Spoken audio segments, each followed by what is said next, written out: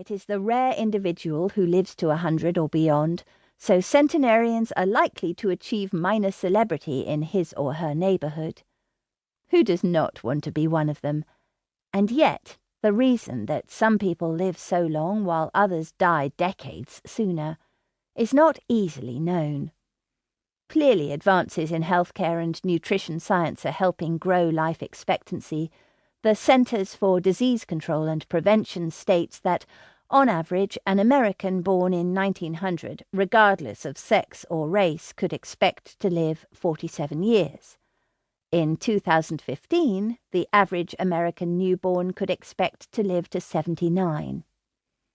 These same improvements in quality of life have ensured that the number of 100-year-olds is projected to keep growing.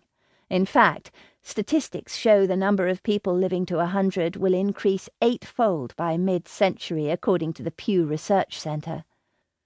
A United Nations chart of the growth in the number of centenarians worldwide shows a steep upward curve, from 2.9 per 10,000 adults aged 65 or older in 1990 to 7.4 per 10,000 in 2015. By 2050, this number is projected to rise to 23.6 per 10,000. Does lifestyle determine a long life?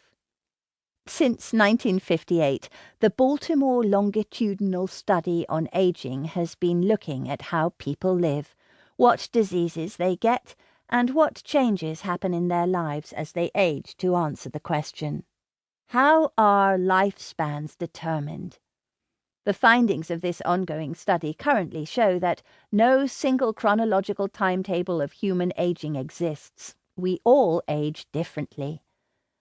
Nevertheless, there are abundant sources for well-meaning advice all over the airwaves, telling people they will increase their chances of living longer by exercising, eating better foods, socializing more, sleeping better, and maintaining a positive attitude.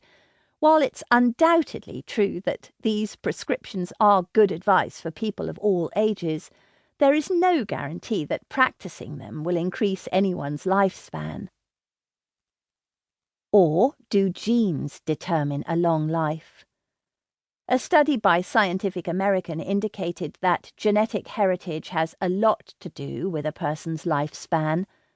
The article Live Long and Proper reported on a Boston University study that showed genetics accounted for 20 to 30% of an individual person's chance of living to 85 or beyond. Why is this? The study theorizes that, just as people inherit genetic variations that can make them more likely to have a disease that cuts life short, they can also inherit different genetic variations that offer disease resistance and help them live longer. Of course, people can't change their genetic code, not yet anyway, but the study found something else intriguing.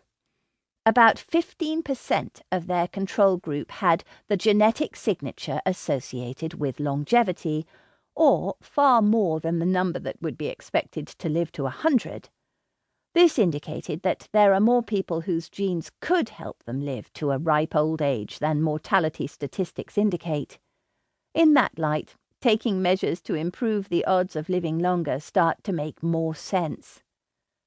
The newest scientific opinion appears to be that your chances of living to 100 are based on a mix of genetics, healthful living, and luck. The National Institutes of Health describes an Italian study published in 2017 that calls longevity an intricacy of genes, environment, culture, and microbiome. On a less scientific plane, in What Happens When We All Live to 100, The Atlantic magazine surveys some of the current experimental attempts to lengthen lifespans by eating an extremely low-calorie diet for decades. It works in mice, but there is no proof it works for humans. By taking large quantities of antioxidants and vitamins, and by trying to develop a drug that will slow down the aging process.